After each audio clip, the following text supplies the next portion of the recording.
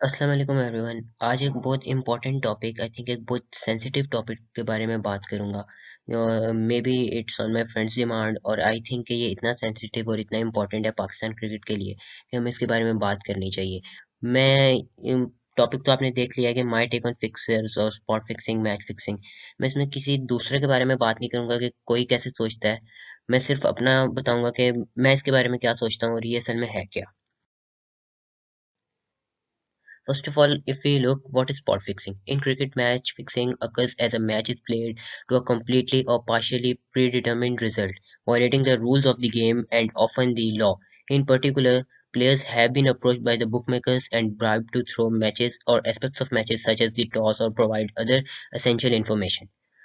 Fixing has happened in both international, including Test matches and ODIs, and domestic cricket. The ban is issued by the ICC International Cricket Council, the sport's governing body, or by the respective cricket boards to which player belongs. A ban may be for match fixing or spot fixing. अच्छा, spot fixing होती क्या है, match fixing होती क्या है? कि अब सुनते हैं हम एक गलत गंदा लफ्ज इस्तेमाल होता है इसके लिए, जुआ। और मे बी इसके लिए ठीक है, जिस तरह का ये काम है इसके लिए ये लफ्ज ठीक है। तो जुआ लगाते हैं मैच के बारे में कि मैच जो है वो फिक्स कर लेते हैं पहले से, उसका रिजल्ट प्री डिटर्मिंड होता है कि रिजल्ट हमने सोच लिया होता है कि for example if Pakistan and India are playing, तो इंडिया के प्लेयर्स पैसे ले लेंगे और वो पैसे इस बात के लेंगे कि हम वो मैच हार जाएंगे। तो वो इसी तरह खेलते हैं कि उन्होंने पैसे लिए होते हैं, उन्होंने फिक्सिंग की होती है और वो मैच खेलते ही उसी तरह वो हार जाते हैं। अब लोग एक एग्जाम्पल है आईपीएल को अगर हम देखें, आईपीएल में एक दफा हुआ था कि दिल्ली कैपिटल्स का मैच था और आई think it was against Rajasthan Royals और सीएसके। तो ऋषभ पंत पीछे से संदीप लामिछा ने बॉलिंग करा रहा है, वो उसको पूछता है कि मैं किधर कराऊं, वो कहता है जिधर मर्जी करा ले, वैसे भी चौका ही है। और उस बॉल पे चौका ही लगता है। ये स्पॉट फिक्सिंग की एक बहुत बड़ी एग्जांपल थी। अब स्पॉट फिक्सिंग और मैच फिक्सिंग में क्या डिफरेंस है? स्पॉट फिक्सिंग वो होती है जो मोहम्मद आमिर ने की, कि वो नो बॉल्स थी, वो कुछ टाइम के लिए थी, वो एक स्पॉट पे थी कि वो उन्होंने अपने ओवर में ही नो बॉल करानी थी। मैच फिक्स वो होता है जो पूरी टीम जिसमें एग्री और मैच फिक्स हुआ। तो स्पॉट फिक्सिंग, मैच फिक्सिंग की एक हिस्ट्री है ऑल अराउंड द वर्ल्ड के, काफी टाइम से ही चलती आ रही है। इसमें सबसे बड़ी जो एग्जांपल है वो हांसा क्रॉन्च की है। साउथ अफ्रीकन थे, ऑलराउंडर थे आई थिंक। और इनका जो था ये स्पॉट फिक्सिंग, ये शायद दुनिया की सबसे बड़ी और सबसे गंदी एग्जांपल थी स्पॉट फिक्सिंग की। फिर उसके बाद एक हिस्ट्री है, आईपीएल में भी आती है, आईपीएल में होती रहती है। फिर श्रीसंत पकड़ा गया था इसलिए मे बी वो ज्यादा है। फिर जडेजा, मोहम्मद अजरुद्दीन, और फिर 2000 में कई मैचेस जो थे वो फिक्सिंग कंट्रोवर्सी की नजर हुए। और फिर आगे हम हमारी पाकिस्तान के भी player Salim Malik, Shane Warne, फिर ऑस्ट्रेलिया का नो बॉल स्कैंडल था आमिर का, सलमान का और आसिफ का। फिर वेस्ट इंडीज का प्लेयर्स थे, कीनिया के प्लेयर्स थे। तो एक ये काफी बड़ी एक इसकी हिस्ट्री चलती आ रही है। मैं बाकी टीम की बात नहीं करूंगा, मैं सिर्फ बात करूंगा पाकिस्तान की टीम की, जो स्पॉट फिक्सिंग हमारी जो हिस्ट्री आ रही है। तो इसमें 2000 टू 2020 के बारे में बात करूंगा, पहले की नहीं जाऊंगा 90s में, 96 वाले वर्ल्ड कप की, क्योंकि उसमें ग्रेट्स लाइक वसीम अकरम भी इन्वॉल्व थे कि उनके बारे में मेरा बात करने का ऐसे दिल नहीं करता। तो from if we start from 2000, it was Salim Malik who was banned in 2000 for offering bribes, first cricketer to be banned for lifetime for corruption and also first cricketer to be jailed. फिर अताउर रहमान था banned in 2000 for dealing with bookmakers. फिर Mohammad Aamir, Mohammad Asif and Salman Butt bowling plan no balls against England in 2010।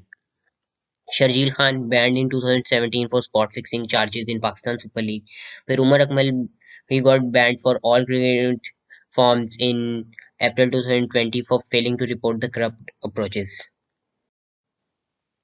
अच्छा, ये कुछ हमने पहले देखा कि कुछ एग्जांपल्स थी, हमारे प्लेयर्स की एक हिस्ट्री है।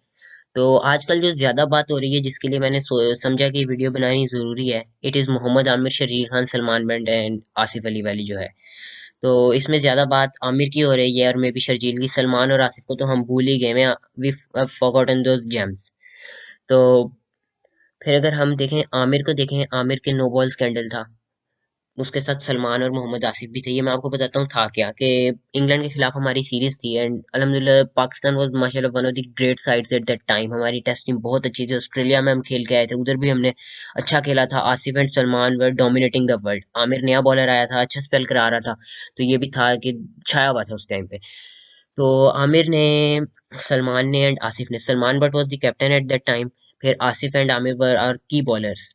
तो इन्होंने प्री प्लान नो बॉल्स की मैच के दौरान जो स्पॉट फिक्सिंग हुई थी जिसमें इन्होंने पैसे लिए थे कि हम नो बॉल्स करेंगे, तो इन पे फिर इस बात के लिए बैन लगा, ये पकड़े गए। बट आमिर ने नहीं माना, सलमान एंड आसिफ ने मान लिया और फिर उन पे बैन लगा 5 to 7 years का इन तीनों पे।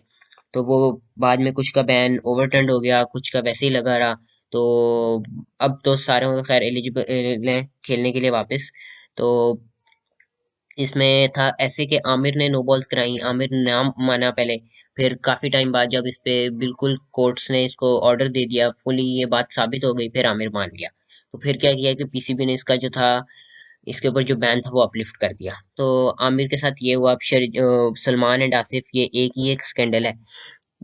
अब फिर Amir made his comeback in PSL, I think the PSL season 1 Karachi के लिए खेला, लाहौर के खिलाफ उसने हैट्रिक ली एंड देन कमबैक बस उसका हो गया और वो वापस आया। फिर शर्जील का था, आई थिंक ये सबसे गंदी तरीन एग्जाम्पल थी। और अभी भी लोग बात करते हैं कि शर्जील को वापस लाए टीम में, हो तो खैर मैं आगे बात करता हूँ। शर्जील ने पीएसएल के दौरान फिक्सिंग की। Many more players like Mohammad Irfan, Mohammad Nawaz, they were also involve, लेकिन उनके बारे में इतनी बात नहीं हुई, मे बी उनपे उनके अगेंस्ट प्रूव नहीं थे और उनके ऊपर प्रूव हो भी नहीं सका ये बात, और इसलिए शर्जील को बैन लगा। And he came back last year, उसने पीएसएल खेला कराची के लिए और अब दोबारा खेल रहा है and people are saying he is performing great. तो अच्छा परफॉर्म कर रहा है, एक 100 भी की, एक लाहौर के अगेंस्ट 50 भी की। तो अगर हम देखें ये सारे प्लेयर्स कम बैक किया इन्होंने, सारों ने तो ये नहीं, खैर आमिर और शर्जील ने कम बैक किया। तो आई थिंक कि अगर हम इसको सोचें, क्या आपको ऐसा लगता नहीं कि जो प्लेयर इस गलत काम में, इस क्राइम में, इस सिन में, इसको मैं गलती भी नहीं कहूंगा, ये एक मिस्टेक नहीं होती, ये क्राइम होता है जो हमें पता होता है, जो हम जान के करते हैं, अपने मुल्क को बदनाम करवाते हैं, अपने मुल्क को बेचते हैं दुश्मनों के हाथ। फिर आई थिंक कि डिग्निटी एंड प्राइड भी चाहिए होता है पाकिस्तान के लिए खेलने के लिए, सिर्फ टैलेंट नहीं रिक्वायर होता कि लोग क्या कह रहे हैं शर्जील बहुत टैलेंटेड है, आमिर बहुत टैलेंटेड है। तो आई थिंक कि अगर हम अपने डोमेस्टिक सर्किट को देखें ना, क्योंकि मैं तो ऑब्जर्व कर रहा हूँ ना काफी टाइम से इस डोमेस्टिक सर्किट को, मैं तो चाहता हूँ कि नए लड़के निकलें, मैच विनर्स निकलें, जो हमारी टीम को आगे लेके जाएं। लोग, इंडिया कितनी बड़ी टीम बन गई और हम आज तक उधर ही बैठे हुए हैं। हम अपने ओपनर्स के उस झंझट से ही नहीं निकल रहे कि एक ओपनर ने स्टैंड रोकना होता है, दूसरे ने हिटिंग करनी होती है। भाई ये 90s की क्रिकेट नहीं है। इधर जो तुम्हारा ओपनर है, दोनों ने मारना है, दोनों ने स्ट्राइक रोटेट करनी है, दोनों ने स्कोर करना है, दोनों ने शॉट्स मारनी है, बाउंड्रीज मारनी है। तो आई थिंक ये टैलेंटेड बहुत लड़कियां हैं हमारे पास। इनसे ज्यादा टैलेंटेड मैं बॉलर्स अभी आपको निकाल के दे सकता हूँ, इनसे ज्यादा टैलेंटेड बैट्समैन मैं आपको निकाल के दे सकता हूँ। कि शर्जील को लाना है, उससे अच्छा तुम खुरम मंजूर को ले आओ वापस, अहमद शहजाद को वापस लाओ, उमर अकमल को वापस लाओ। वो प्लेयर जो एक्सपीरियंस भी हैं और जो जिनको पता है कि वो खेल सकते हैं, दे आर जेम्स। पूरी दुनिया मानती है उमर अकमल को, पूरी दुनिया मानती है अहमद शहजाद को। शर्जील को क्या, शर्जील ये इसके जैसे प्लेयर डोमेस्टिक में तो खेलते हैं, पाकिस्तान में जाके फिर ये फट जाते हैं कि ये इनसे परफॉर्म ही नहीं होता। उधर ये भी पीएसएल में बड़े छक्के मार रहा है। इंडिया T20 वर्ल्ड कप जब इंडिया में हुआ, वो तो हमारी जैसी कंडीशंस थी ना, उधर इसको क्या हो गया, he was totally a failure there. फिर आमिर से भी टैलेंटेड बॉलर्स हैं इस वक्त हमारे पास। हमने एक सोहेल खान को जाया किया, मोहम्मद आसिफ जो इसके साथ इन्वॉल्व था, यार he is much more talented than Amir. फिर हमारे पास अब नए लड़के आ रहे हैं, हमारे पास अच्छे क्वालिटी बॉलर्स हैं, लाइक शाहीन हो गया, हारिस रऊफ हो गया, दिलबर हुसैन हो गया फ्रॉम लाहौर। फिर हमारे पास कोयटा में जो हमारे Usman Shinwari, he is a much talented bowler, उसके पास वो खेल सकता है, अच्छा प्लेयर है वो। उसको उस तरह की कोचिंग, यार उसको गाइड नहीं करते, उसको कभी अच्छा कैप्टन नहीं मिला। वो प्लेयर बहुत अच्छा है, वो खेला है ना पहले कराची में भी और फिर उसने पाकिस्तान को भी रिप्रेजेंट किया, अच्छा प्लेयर है। फिर Junaid Khan is much more talented than Amir, कि वो रिवर्स स्विंग करता है, वो पुराने बॉल से भी रिवर्स करता है, नए से भी करता है। Wahab Riaz is much talented, कि अगर यार टीम हमारी अच्छी बन सकती है, आमिर के बगैर भी हमारी मैच विनिंग टीम बन सकती है। फिर टैलेंट की बात हो गई, इनकी डिग्निटी और pride, I think it is much more needed than the talent. और फिर सिलेक्शन इन पाकिस्तान टीम, हम देख रहे हैं कि अब नए चीफ सिलेक्टर आए हैं हमारे, मोहम्मद वसीम, काफी अच्छी सिलेक्शन की, कि मैं कहूँगा दबंग सिलेक्शन की इन्होंने लास्ट सीरीज के लिए। हसन अली का कमबैक करवाया, अच्छे प्लेयर्स को इन्होंने सिलेक्ट किया on the basis of performance, उन्होंने स्टैट्स को सामने रख के सिलेक्शन की, काफी अच्छी सिलेक्शन थी। कुछ खामियां थी, अब हम, एक बंदा 100% परफेक्ट नहीं हो सकता, बट जो सिलेक्शन थी काफी अच्छी थी, मच बेटर देन मिसबाउल हक और मे बी इवन इंजमाम। उनसे पहले के भी चीफ सिलेक्टर थे, अब कोच है क्वेटा के, मैं उनके बारे में बात नहीं करूंगा, वो भी बहुत गंदी सिलेक्शन की, उन्होंने बहुत फेवरेटिज्म टीम में डाला। तो अब ये अच्छे सिलेक्टर हैं, काफी इनसे उम्मीदें हैं। तो मे बी मेरी एक उम्मीद ये भी है कि ये किसी भी फिक्सर को आप कम नहीं करवाएंगे।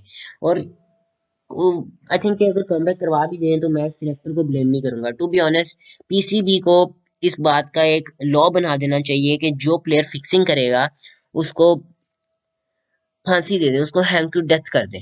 और मे बी ऐसी कोई सख्त सजा रखें कि कोई प्लेयर कभी सोच भी ना सके। साउथ अफ्रीका के एक प्लेयर ने की 90s में, 2000 में, उनके साथ जो हुआ वो पूरी दुनिया के सामने है। और आज तक साउथ अफ्रीका या फिर किसी भी सीना कंट्री और एनी कोई हम कोई और कंट्री ले लें, किसी भी प्लेयर ने आज तक फिक्सिंग नहीं की। May be it's Australia, it's south Africa, England वाले तो कभी सोचते ही नहीं है इस बारे में। न्यूजीलैंड इतनी अच्छी टीम है, उन्होंने भी कभी कुछ ऐसा नहीं सोचा। सिर्फ ये पाकिस्तान से ही क्यों जाते हैं, और फिर पाकिस्तान वाले जलील क्यों होते हैं। तो पीसीबी को कोई ऐसा लॉ बना देना चाहिए कि चलो सख्त ना बनाए, इनको फांसी ना हो, ये मारे ना जाए। कम से कम इनको ऐसी जेल हो तकरीबन 7 इयर्स की, जो ओवरटर्न ना हो सके, चाहे जो मर्जी हो जाए। और पीसीबी को खुद सोचना चाहिए कि हम जो जिस प्लेयर ने एक दफा मुल्क को बेचा है वो दोबारा नहीं बेच सकता, उसको डोमेस्टिक में हम अलाउ ही क्यों कर रहे हैं। वो डोमेस्टिक में खेलेगा तो फिर ऑटोमेटिकली लोग भी बोलेंगे देखो वो परफॉर्म कर रहा है, उसको बाहर लाओ, उसको खिलाओ। आई थिंक ये नहीं, ऐसा होना ही नहीं चाहिए। ये रूल ही खत्म हो जाना चाहिए, लॉ ही खत्म हो जाना चाहिए। बस के जिसने फिक्सिंग की वो बाहर है, चाहे उसको मुल्क से निकाल दो चाहे। फिर इसके बारे में हमारे कुछ क्रिकेटर्स की अच्छी थॉट्स भी हैं कि लाइक हफीज जो सोचते हैं, हफीज की और सरफराज की जो भी थोड़े टाइम पहले जो एक हो रही है ट्विटर पे लड़ाई हुई, मैं उसमें I was totally against Mohammad Hafeez. उन पे भी मेरी एक अलग सोच है, वो भी मैं बताऊंगा, बताया भी है अपने फ्रेंड्स को जिनको पता है इसके बारे में। तो मेरी एक अलग टेक है, मैं इसके बारे में बात नहीं करूंगा, but I stand with Hafeez on this. उसने जब लास्ट टाइम एक ट्विटर यूजर ने हफीज से पूछा, वो जो क्वेश्चन आंसर अपना सेशन करते हैं ट्विटर पे, do you agree with Waqar's observation about Sharjeel Khan, और do you think a less fitter player with a good skills should be selected, let's debate with logic. तो हफीज ने आगे से रिप्लाई किया, shouldn't we set standards of dignity and pride higher than any other, extra talent to represent Pakistan just asking. देखो, एक player, वही मैंने पहले भी बात की कि हमें टैलेंट चाहिए ज्यादा, कि वो चाहिए प्लेयर जो पाकिस्तान की इज्जत करता हो, जिसको अपने कंट्री का ये जो स्टार है उसके उसकी किट पे, उसके जो सीने पे, उसके दिल पे जो स्टार लगा हुआ है लेफ्ट साइड पे, इसकी वो रिस्पेक्ट करता है। ये खुद सोचने वाली बात है। जो लोग आमिर शर्जील को सपोर्ट कर रहे हैं वो खुद सोचें यार, जिसने एक दफा मुल्क बेचा है वो दोबारा बेच सकता है, जिसने मुल्क को एक दफा जलील करवाया वो दोबारा करवा सकता है। और अभी मैं देख रहा था उस दिन शर्जील शर्जील से रमीज राजा पूछ रहा, वो ऐसे हंस हंस के उसको जवाब दे रहा है कि जैसे उसने जिंदगी में कभी कोई गलत काम किया ही नहीं है। एक बंदे को थोड़ी शर्म होती है, वो थोड़ा होता है कि हमने मुल्क के साथ क्या किया और हम ऐसे अब हंस खेल के जवाब दे रहे हैं ऐसा खुशी से। तो कोई शर्म होती है, इनके मुंह पे कोई शर्म थी नहीं ना। आमिर को मैंने कभी देखा है ना कभी शर्जील को देखा है। सलमान बट इतना अच्छा प्लेयर हमने जाया किया, अगर हम आमिर को लाए तो उसको भी ले आते, वो तो खैर अलग डिबेट है, लेकिन हमने उसको जाया किया। वो प्लेयर शर्मिंदा था अपनी इस हरकत से। ऐसे अगर लाना भी है मैच फिक्सर को तो ऐसे को लाओ जो शर्मिंदा हो। मोहम्मद आसिफ वो शर्मिंदा है, आप उनको लाए नहीं हो। डोमेस्टिक में उनको जितना जलील किया, लाके जितना जलील किया, इसकी हमें कोई किसी दुनिया के किसी सर्किट में, डोमेस्टिक सर्किट में इतनी मिसाल ऐसी मिलती ही नहीं है। इतना हम लोगों ने उनको तंग किया और वो आखिरकार अब खुद रिटायर हो गए। अपने उन्होंने उनका टैलेंट हमने जाया किया। फिर हफीज के एक और भी थी, match fixers shouldn't play for Pakistan again, ये भी उनकी बात बिल्कुल ठीक थी। आई stand with Hafeez in this particular debate, I stand with Hafeez. फिर ये डिबेट सारी स्टार्ट कहाँ से हुई, कि ये जो लाहौर और कराची का मैच हुआ, when Shaheen took wicket of Babar Azam he give respect to him, and when he took wicket of Amir he abused him. तो आई थिंक सही किया शाहीन ने। If you don't respect the badge on shirt, don't expect to be respected. बिल्कुल सही बात थी ये। उस दिन भी एक ट्विटर पे मैंने एक देखा, एक ट्विटर यूजर ने ये ट्वीट किया, फिर मैंने उसको रीट्वीट किया। तो आई थिंक उसने बिल्कुल सही बात की थी। आमिर को जो गुस्सा था, जो उसकी बॉलिंग में हमें एग्रेशन बाद में नजर आया, खैर वो एग्रेशन तो कहीं और ही फेंक दिया ना विजय ने, वो तो वापस इसके घर आके फेंका पंजाब में उसने। तो वो एग्रेशन भी खत्म। एक इनको थोड़ा होना चाहिए, डिग्निटी का एहसास होना चाहिए, पाकिस्तान को रिस्पेक्ट देनी चाहिए, इनको थोड़ी शर्म होनी चाहिए। इतना इनको ऐसे रिएक्ट नहीं करना चाहिए जो आमिर के साथ लोग कर रहे हैं, जो इसको फिक्सर कह रहे हैं, जो ऐसी बात कर रहे हैं कि उसको रिस्पेक्ट नहीं दी, वो बिल्कुल ठीक कह रहे हैं। देनी भी नहीं चाहिए थी, वो डिजर्व ही नहीं करता था इधर। फिर वो कई मीम्स थी, उसमें से एक मैंने ये ली कि शहीन देख रहे हैं ऊपर आप, फिर नीचे उसके साथ लिखा हुआ है, जिस उम्र में 4 रिकॉर्ड बनाकर उछल रहा है ना लोंडा, फिर आमिर आगे से, हम इस उम्र में इज्जत, गैरत, सलाहियत, वतन सब बेच चुके थे। तो ये बिल्कुल ठीक बात है। इतनी एज में आमिर जितना मर्जी हम उसको बता दें, जितना मर्जी हम कहेंगे वो ग्रेट बॉलर था। एक उसका स्पेल है 2009 के वर्ल्ड कप वाला ओपनिंग स्पेल जो था अगेंस्ट श्रीलंका, वो मैं कहता हूँ बहुत अच्छा स्पेल था। उस नहीं तो यंग एज में उसके पास कुछ नहीं था। शहीन के पास इस एज में क्या है? 6 for 35 against Bangladesh in the world cup, most wickets by an under 19 player in cricket world cup. सबसे ज्यादा विकेट्स थे उनकी उसकी 2019 के वर्ल्ड कप में, और हालांकि वो मैचेस कम खेला था। पाकिस्तान के सबसे ज्यादा विकेट्स उसने ली। फिर सबसे कम मैचेस में अच्छी एवरेज, सबसे अच्छी इकॉनमी भी शहीन की जा रही थी। फिर आई थिंक ये जो शहीन ने किया, एग्रेशन दिखाया, बिल्कुल ठीक था। खैर विकेट लेने के बाद एक एग्रेशन होता है बॉलर का, जो बाबर की उसने रिस्पेक्ट की, वो मे भी उसने टीम में भी वापस जाना शहीन ने इसलिए किया। बट लेकिन फिर भी जो एग्रेशन एक होता है, और उसके साथ एक और भी चीज थी जो ये था कि Amir is a fixer, he deserve to be abused. सही किया शाहीन ने। I think I stand with Shaheen even in this debate. तो हम लोगों को खुद सोचना चाहिए। मैंने उस दिन एक एग्जांपल शेयर की अपने प्राइवेट अकाउंट पर, मे भी मैंने शायद हाँ अपने पेज पे भी बाद में कर दिया, और फिर उसको मैंने डिलीट कर दिया अपनी स्टोरी से। तो वो एग्जांपल मेरे फ्रेंड्स ने पढ़ी, जो भी ये वीडियो देखेंगे ना मेरे व्यूअर्स ने, वो पढ़ी। और जिसने नहीं भी पढ़ी वो काफी गंदी एग्जांपल थी, मैं इधर अब वीडियो में नहीं उसको बोल नहीं सकता। तो एग्जांपल बिल्कुल ठीक थी। आई थिंक अब ये हमें खुद, हमें as Pakistani, as a true Pakistani सोचना होगा ये, कि जो प्लेयर एक दफा मुल्क को बेच सकता है, क्या वो दोबारा नहीं बेच सकता? यार अगर इनको जरा सी भी शर्म होती ना, अच्छा लोग कहेंगे कि नहीं बेचता, अगर इनको जरा सी भी शर्म होती ना तो ये इंटरनेशनल क्रिकेट में वापसी ना करते, और अगर करते भी तो कोई शर्म इनके चेहरों पे नजर आती। ये ऐसे हंस खेल रहे होते हैं, ऐसे खुश होते हैं जैसे पता नहीं इन्होंने कितने कारनामे अंजाम दिए जिंदगी में। तो देखना होगा हमें खुद भी, हम खुद सोचें एज अ ट्रू पाकिस्तानी, हम सोचें कि ये डिजर्व भी करते हैं, कि हम जिनको सपोर्ट कर रहे हैं वो डिजर्व भी करते हैं। तो आई थिंक कि आप लोग इसके बारे में बेटर सोचेंगे। तो अब पीएसएल भी हो रहा है, इसमें हम देख रहे हैं शर्जील परफॉर्म भी कर रहा है, but at the end take is yours. आप लोग सोचें इसके बारे में, मुझे कमेंट्स भी करके फिर बताएं भी कि क्या, what do you people think. And Allah Hafiz till the next video.